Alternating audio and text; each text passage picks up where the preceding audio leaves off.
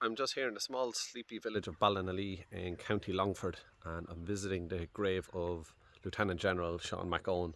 So he was one of the, for me anyway, he was a lesser known leader of the IRA in rural Ireland, especially outside of Cork and Dublin, because they're the ones that get the most prominence. But Sean McOwen had some sort of special relationship with Michael Collins, because he was rumoured that he would be the best man at Michael Collins' wedding.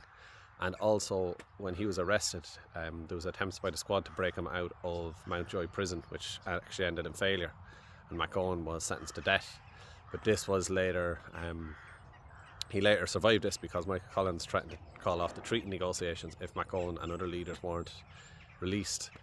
And Sean McOwen led the Longford IRA flying columns, and he was involved in a number of ambushes and attacks against the British forces during the War of Independence.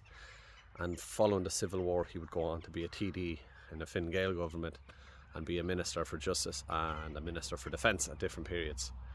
But he grew up near Ballinally, but lived much of his older life in this area. And this is the grave of Sean McOwen. So he passed away on July 1973, aged 79.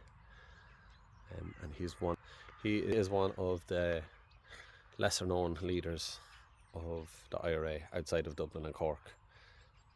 But yeah, I only started learning about him recently, but he did have some sort of special relationship with Michael Collins, especially if he was going to be his best man. But that's his grave in Ballinally.